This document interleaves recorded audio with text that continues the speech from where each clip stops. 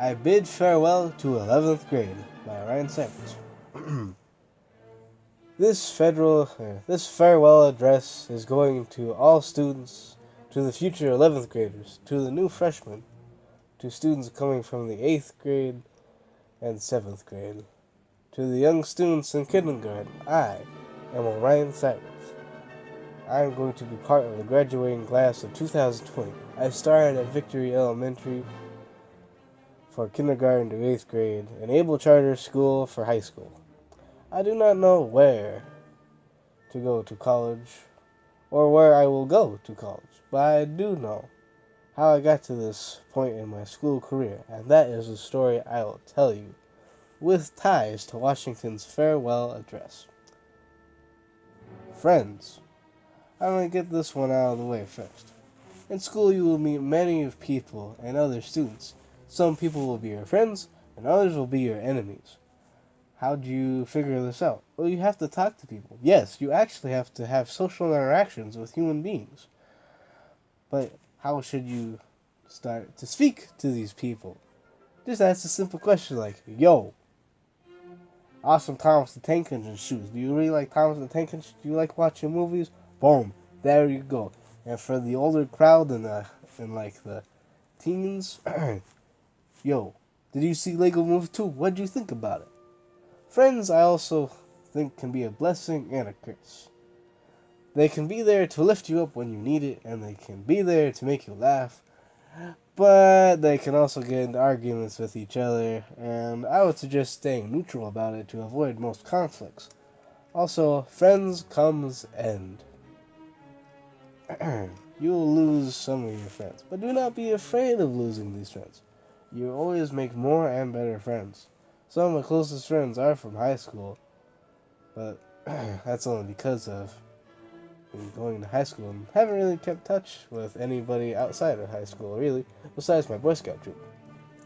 And I do plan on keeping in contact with my friends from high school and Scouts. The only thing in school that's more important than friends is grades. Grades. You need to keep your grades up in school.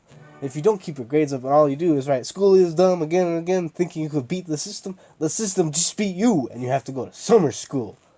Okay, I don't like math, English, or history, and to make things worse, you might be petrified of Spanish class and or Chinese class. It's okay. I don't like any of those subjects either, except history. I've actually learned a lot about the history of movies and video games, starting with King Kong and ending at where we're at now, with Smash Ultimate and Tetris 99. Anyways, if you are struggling in any of these classes, the teachers are mostly friendly, and your friends might also be in the same boat as you. So as a group, I would suggest going to the teacher and asking for help and making a little study group.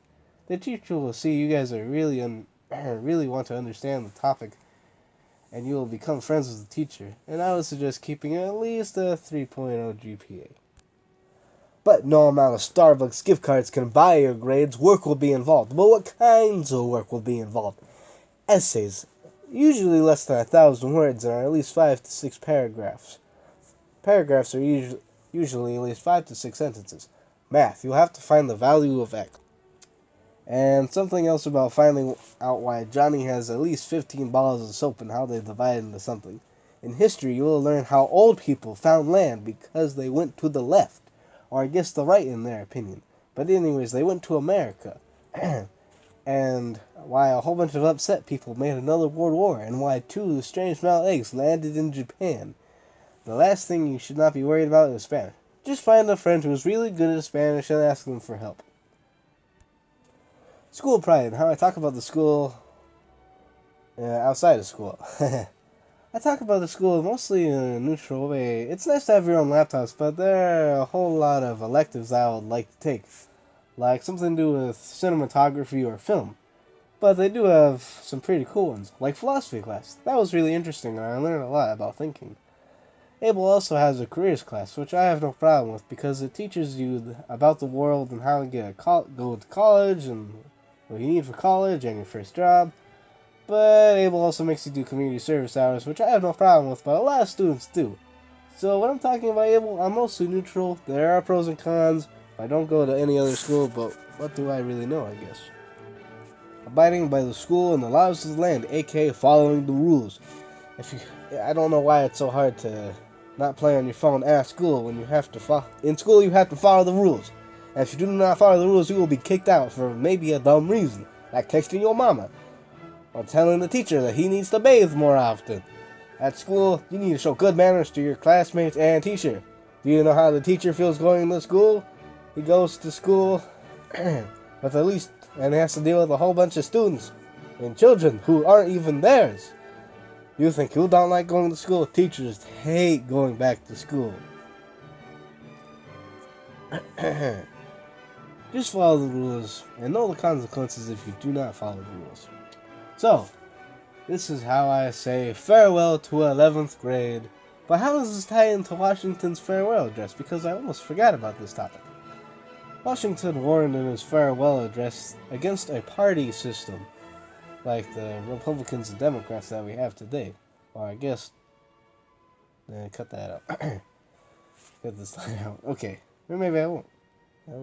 I'll think of something. He felt like two parties were never really going to get along, and they would only do the best for each other's parties, not for the country. Washington also warned about having permanent foreign alliances. He felt like the United States would get pulled into conflicts with other nations that were unnecessary. That is why I said, and I quote,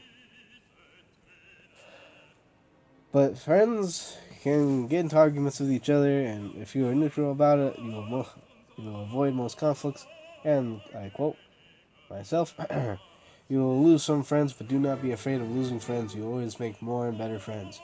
Avoid getting into conflicts with friends, and it's okay to not form permanent connections, and you will make more friends." This is Randall RT264. Hope you guys enjoyed this. Peace out.